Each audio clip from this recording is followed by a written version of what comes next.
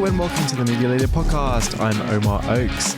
Now, if you're listening to this podcast, there's a good chance you know a thing or two about TV advertising. I'm not saying you need to be an expert or anything, but let's face it, if you're looking for behind-the-scenes media gossip, then you need to head on over to somewhere like The Rest is Entertainment. Oh, look, I've just given Goalhanger a free ad. You're welcome, Gary Lineker. But yes, okay, back to the point. TV advertising. Obviously, the sector has been going through a long journey of change as generally people watch less live broadcast linear programs and watch more stuff on streaming platforms.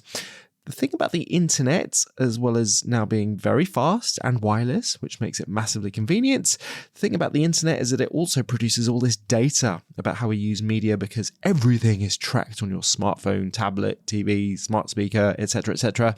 And so what you're about to hear in today's conversation about TV is something which marks an important development as TV and TV advertising evolves digitally.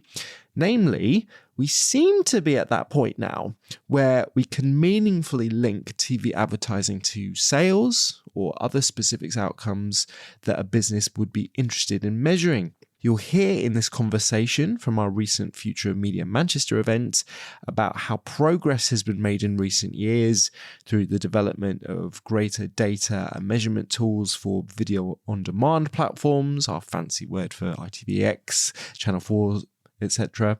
You'll hear how this has led to a change in attitude over the last 5 years, where it may have been acceptable once upon a time to put loads of advertising on linear, even if you weren't completely sure how well it was targeted at certain audiences that you wanted to reach. Not quite spray and pray, but a lot of spraying nonetheless.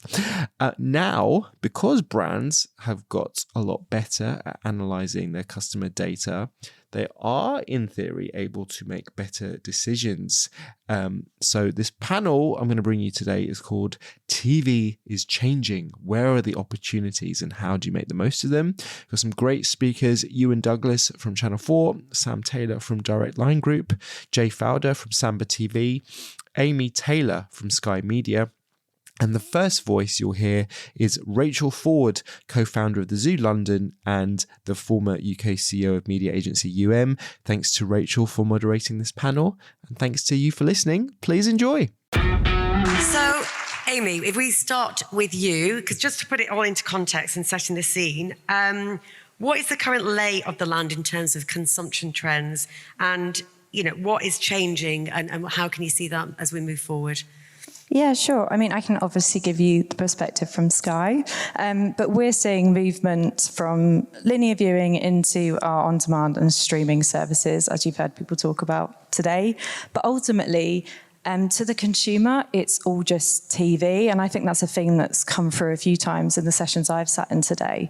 Thanks to our partnerships at Sky with the likes of Discovery and Paramount, we are now the biggest aggregator of content in the UK, and across our portfolio, we continue to reach about 94% of adults every single month. So the reach is really unaffected, is what I would say. And linear accounts for about 2.5 hours of viewing on average per day. So, it's still a really significant slice of the pie. At Sky, our focus is both on the subscriber and bringing them the content they love and they pay for. And, they come to us for quality content. But it's also about how we drive effectiveness for advertisers, which is what I think we're going to talk about in a bit more detail. And being that we have, our customers, we have that data that is super rich, and we have a panel of 4 million households, which we use to inform that effectiveness and targeting. But I think the key thing to focus on is we've heard a lot of people talk about linear and what's happening in the linear space. Arguably, as viewing continues to fragment, linear viewing will become increasingly important to advertisers who want to secure and align with key cultural moments. So if you take sport, for example, like last season, the Premier League viewing was at an all-time high. And then perhaps even more interestingly, since the success of the Lionesses in 22 at the Euros, we've seen huge amounts of growth in viewing to women's sporting events on our channels.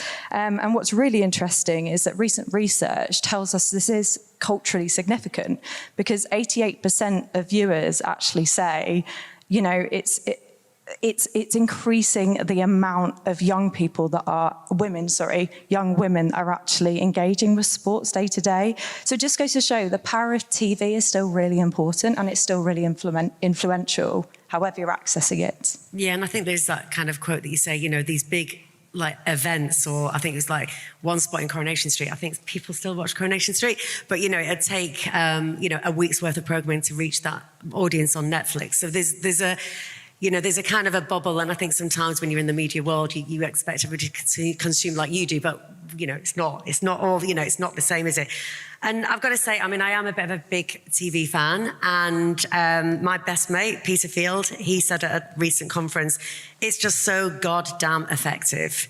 Do you think of the impact being on TV being the same? And obviously Samba TV, you analyse this deeply. What kind of measures are you putting in place for this, Jay? Yeah, so, you know, when he says it's so damn effective, it's so damn good as well. I mean, like the content that comes out of Sky and Channel 4 and other broadcasters and publishers just draws eyeballs. And so people are drawn to that content. You don't really have that, did you see that show last night and you've missed it? You can watch everything on catch up. So you've got those eyeballs. And that presents the sort of challenge for advertisers to how do you reach those eyeballs? So it is effective if you can use it in the right way.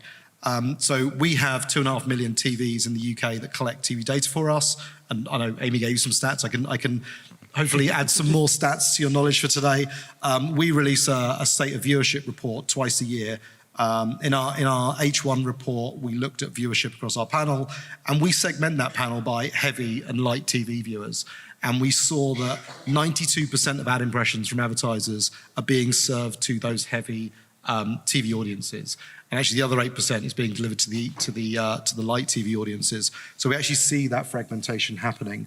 What we, you know, if you convert that to sort of numbers of ads, which we do as well, it's around 72 ads a day that are seen by those heavy TV viewers and 7 by those light TV viewers. So there's a big disparity in the number of ads that consumers are seeing.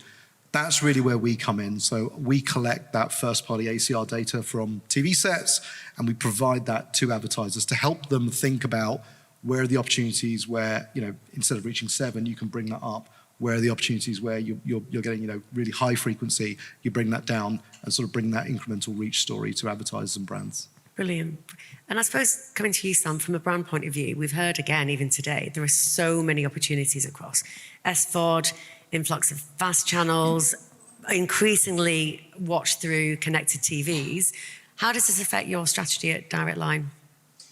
Well, I think any marketing director's main objective is to deliver against an audience, right? And so fragmentation of TV creates more opportunities to get in front of audiences. So, you know, whilst we talk about how protective we should be on linear, actually the opportunity of that fragmentation is huge. The challenge comes with understanding whether you've actually reached someone, or actually whether you can measure whether you can actually reach someone. So I think it's all good, but you know, I'm a big fan of screen media, whether it's cinema, whether it's TV, whether it's, you know, whether it's a smaller screen, because it just works. So at Direct Line, we've always invested in TV, and we've continued to. The difference today is that we're using the power of data, first-party data, unlocking the first-party data to push that through data clean rooms, CDPs, into the TV environment, means we can be much more focused on who we target with which message at what time. And that's what's, I guess, moved us on. And I guess the world of addressability in TV now has moved to a point where it's fully accessible. And I think that's probably only happened in the last year, where data's good enough because you've got your own data. We've got the emergence of retail media as well powering that. We've got the adoption of data clean rooms, easy to access data. We've got Snowflake, which makes it really easy to push data in, and the measurement. So it's kind of the perfect combination for any marketing team to drive value and effective outcomes. Brilliant, great answer. I'm going to come to you now, Ewan, and slightly, not too spiky, but this is brilliant. There's all these opportunities, all this data, but we still have legacy trading agreements, or do we? I don't know. Does that make it harder for brands to experiment when... Do you see the tougher question for me, Rachel? Yeah, well, you know, that's it. Trading agreements, what do you think? I think it's important, right? I think if you've got all this viewing, which everyone has, and it's fabulous, right? It's never been a better time to be a consumer of high quality content in the UK. But as a media owner, what you're wanting to do is allow advertisers to access that in a flexible and meaningful way. The digital viewing that we're hearing, which is rolling out, is actually probably more powerful for advertisers than linear viewing has been. So that's great, right? The product that we're producing is stronger. And I think at its heart, what we want to do is to make our content readily available for viewers. But what we also want to do is... I'm so sorry. I need to make a quick announcement. Sure. Okay. May I use your microphone? I'm so sorry. We have a suitcase that's in storage in the Carol Nash. It's blue ticket number 90. If it's yours, can you please check your tickets? It is making a noise and it's beeping, and it's something that we have to check. Oh, thank God for that. I thought it was like something really bad. Someone's left a metronome in their suitcase. I had some great Don't stuff. panic. I've got to say, that's never ever happened before. That's a bit of excitement. I had some great stuff coming there, Rachel. Oh my Lord. Okay, sorry. Where do we go? I don't know where we go after We'll go that. for the ticking suitcase. A little bit let's- worrying, yeah. but Just make sure you go and get your suitcase, whatever it is. Is it a toothbrush? I don't know. You know, you're going through customs. Anyway, right, whatever. that's okay. Let me just, and I can finish that point, which is really that, you know, we want to make it as easy as possible for advertisers to buy our products. That's the same whether you're Sky, ITV, Channel 4, or any other media owner. So reducing those barriers to entry are really important. TV's become more flexible, and that'll continue to happen as we go on in the period ahead. Brilliant. Thank you. You kept that really very, very together. Okay, I'm going to try to bring us back to a Group M study. So I don't know if there's anybody from Group M here. But they recently analysed UK media effectiveness, and they uncovered some pretty startling insight around where money is being spent by British brands, and detailed why large UK brands need to dramatically shift their media mix towards telly, so that's pretty good for here, and away from social and display. In fact, there's a Media Lead podcast, that's a bit of a plug for Media Leader, with Jack Benjamin, and they discuss like the whys and so whats of this study. But at the end of the day, I know Ewan's saying they want to make it easier for advertisers, but I suppose to you really, Sam, is it just easier at the end of the day to spend with Google and Meta and TikTok and all those other wonderful platforms? I think it's partly easier. It's partly the way that it's easier to measure and it's easier to access. Obviously, you don't have a A/B deadline with digital, and you might have with terrestrial TV. But I think for me, it's a no shit. Really? Is that really, you know, many advertisers have known that for a long time.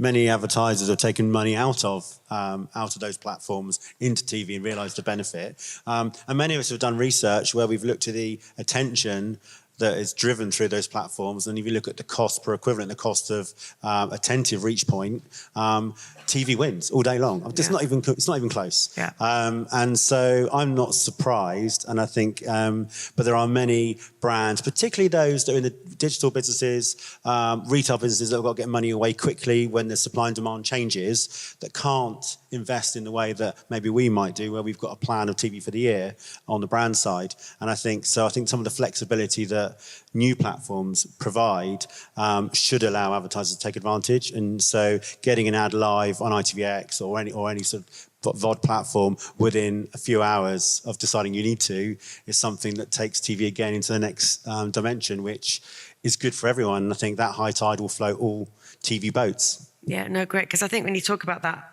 effectiveness, and again, it's something that you look at Samba TV. So I suppose, especially at a time when businesses are under pressure and more scrutiny over ROI, what are the biggest levers that they can pull? Yeah, and it goes back to my first point about helping advertisers understand reach and frequency. So, you know, step one is understanding what is actually happening. And, you know, TV is normally the biggest ticket item on most brands' plan because it does such a good job of building reach, telling the story, etc. What we do is we provide data to help enable that sort of understanding to advertisers. We work with agencies to help them sort of implement different activation strategies. So, you know, to Sam's point, you know what your TV campaign's done. The actual thing that you can do very quickly is these programmatic, addressable media, and you can activate on TV within a few hours.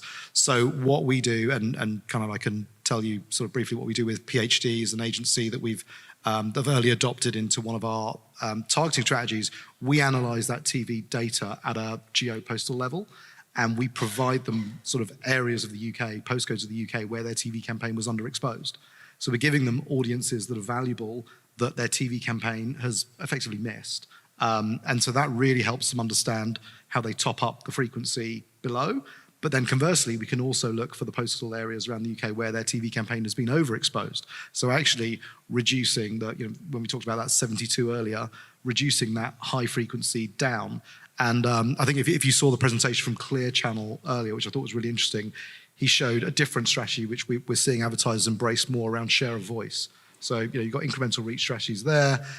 What we can do is we know when Sam's competitors are advertising, when the AA are on, and when the RAC are on, and I can tell him which parts of the UK their TV campaigns didn't penetrate as much. I think if you remember the sort of boxing analogy, I can give you the underexposed postcodes where you can go and punch hardest at your competitor, and that's really effective for a lot of brands. And we're doing that a lot with some agencies in the UK. Cool. So we talk a lot of data and understanding customers, and I think really, what about creativity? And I think about Channel 4, known as a very creative broadcaster. Is the big idea still important? Can you, kind of put it across lots of different channels? How do you approach that? And do you think, is creative still important? Is the big idea still important?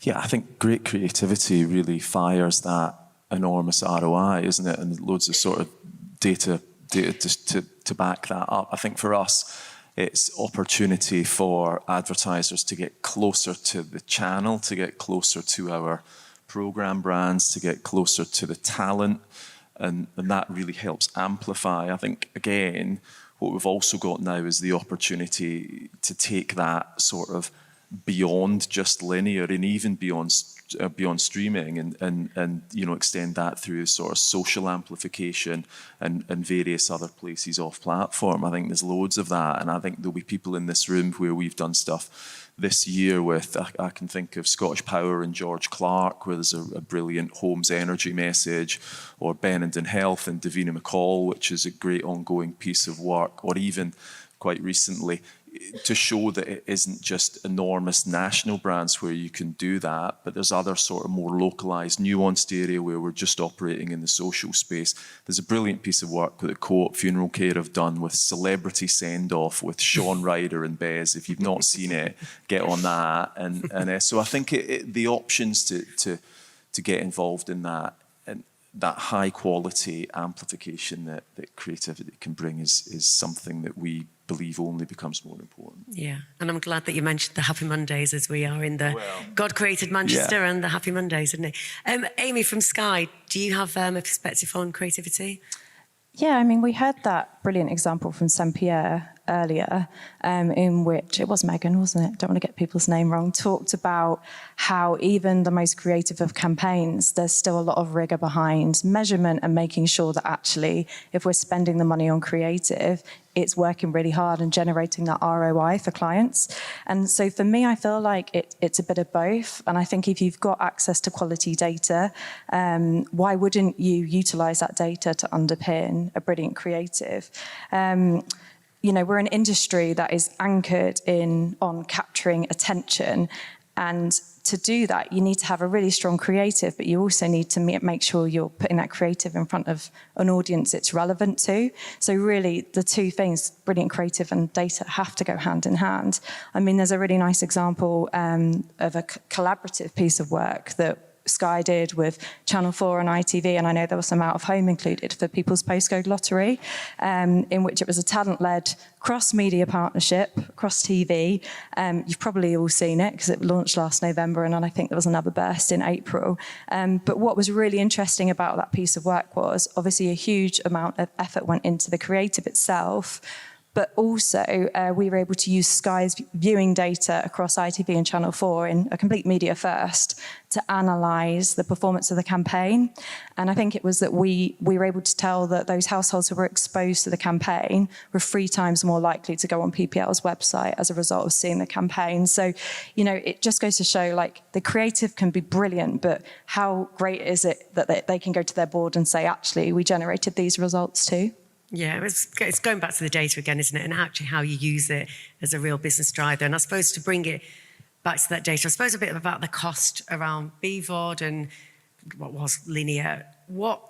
Is there still a challenge around the cost, how it shows up in MMM? Is that a challenge for newer entrants or BVOD and SVOD? So again, I would say no, because I think again, if you sort of just go back 5 years, you'd be saying, advertisers would be saying, why would I pay 10 times more to utilise VOD platforms versus terrestrial linear TV? Wastage is good. Wastage is, it's more effective to have wastage in a linear TV campaign than target on a VOD platform. But when you look at it now and you look at the power of the data and the data getting better, and you look for an effectiveness lens, suddenly it's okay to pay 5 times more to access exposure on a VOD platform when it's driving 10 times better outcomes, because it's about effectiveness. And I think so with that tipping point where quality data will drive effective outcomes, and it's less about the cost per thousand or cost per unit, and it's more about outcomes. And that's why the whole effectiveness debate is lighting up again, because it's not probably going to be found through just MMM. What we're looking at now, we now use TV for CRM, right? So we are targeting existing customers through TV platforms to drive NPS, which drives retention, and it's driving a lower CPA than acquiring. So it's a very different model for us, and we measure that through closed loop. So we'll look at exposed versus non-exposed, good old-fashioned below-the-line methodology, and then we'll complement MMM modelling for it, and that will prove that someone being exposed to that ad on that channel has driven a return. So we are really getting into an exciting time where we're really challenging the way that we used to measure, and looking at new platforms, new opportunities in the future. And I know Audience Project are here presenting earlier, and they've got a great methodology which allows you to do that. We've got obviously content recognition, which is a similar sort of thing. So there'll be more and more ways to do it. And then we've got Project Origin around the corner as well. So all that will do is show that multi-platform value of targeting different audiences at different times, and it will, through an effectiveness lens. Can I share something as well? Do. I mean, I think you've touched on the sort of performance element. I think there will be a reach element, and I think you can't measure clicks, right, on TV, which has always been the driving factor around digital. I think you will start to see metrics around cost per incremental house reached, right, and so when you look at the high prices of BVOD, when you take that down to actually how effective is it at reaching incremental audiences, and compare that with your linear, then that's where the brand metrics start coming in, and that metric. And the thing is, if you look at that in an irresponsible way, it will look really expensive, because you forget that TV is 10 times more expensive than TV if you're hitting 70% reach, right? So for the next point of reach, But then if you look at other channels, you can then complement that. And if you look at your kind of virtual reach curve, there are opportunities. DRTV, the lowest point of reach curve, but diminishing returns makes it really steep. And so I think when you combine all that together and go, how do we effectively reach our audience on different channels? And the big thing that's going to change, I think, is that we'll stop talking, and we are talking a lot about Netflix and Amazon and Sky or Channel 4, but the channel will become less important. It will be around, let's just show up when the customer turns on the screen. It doesn't matter where it is. And so it's more about eyeballs and then unduplicated reach. I think it also sort of points that the craft or the science around AV planning becomes increasingly more important as you look to do all these different jobs. I mean, BVOD prices, regardless of who you're buying against, which broadcaster, for 16 to 34, 16 to 24 audiences, represent amazing value, and that's before you even worry about an additional reach conversation. So it really depends on what you're trying to do, and that planning skill becomes really important. Yeah, and I just wanted to go back, actually, because I obviously was not ribbing out, like moving money out of social into telly, but actually there's a great collaboration between broadcasters and social. I mean, like, I'm sure you've got great, YouTube and TikTok, they're a great way to bring in new viewers. In terms of the future of media and AV, do you see even more, I suppose from a Sky and Channel 4 point of view, more collaboration with the likes of TikTok and YouTube? Yeah, I mean, we've got partnerships with Snap and we expect to do more and more across social, but it's really two-pronged for us. It is one, It is a place for us to find new viewers, namely, younger audiences in particular. We want to go out and stimulate them on YouTube. We've put over 1,000 hours on there. It's grown, enormously since we've had it on there. So it works beautifully where we're out connecting new audiences to our content, but also creating an environment where advertisers can reach that newer audience as well. And, we're seeing zero cannibalization in terms of that audience, and it's an additional reach opportunity for advertisers. So we think we'll do more and more in that space. Yeah, it's good to hear. Right, so I'm making sure we're going to actually finish on time. So I'm going to finish with one final kind of like one-liner from each of you. I'll start from your end, Sam. So this is all about, what is the biggest opportunity from your point of view? What can people take away from this session? It's all about, for me, it's about data, and I think it's unlocking data. And you've got, I don't know how many TV advertisers in the audience today, but I bet out of them, there probably aren't that many that are using their first-party data or using clean rooms. That will, in the next 2 years, that's going to change. And my plea to anyone who's thinking about it, and it will take 2 years internally in your organisation to get the privacy, to get the data, to get the architecture and CIO team on board, so start doing it now. But that, for me, is the big shift that we're going to see. Yeah, good. Amy? I mean, I agree on data. But for me, I suppose there's also probably a big challenge for us as well as broadcasters. And that's how we convince media buyers of the value of identifiable TV audiences versus obviously the huge but undifferentiated digital audiences that are out there. Because another thing that seems to have come through today is that not all views are created equal. And I think there's probably not necessarily a full appreciation of that at the moment. And that's what I want to see develop. Great. Jay? I can't believe we got through a panel without talking about AI. Well, I know. We made that deal. So, 15 years ago, across the road, I did my PhD in AI. And so, I have to say AI. And so, some of the stuff that I was working on during my PhD was a dream back then. Now you can do those things, and my algorithms, AI algorithms, are running in 3 days. Now they take 3 minutes.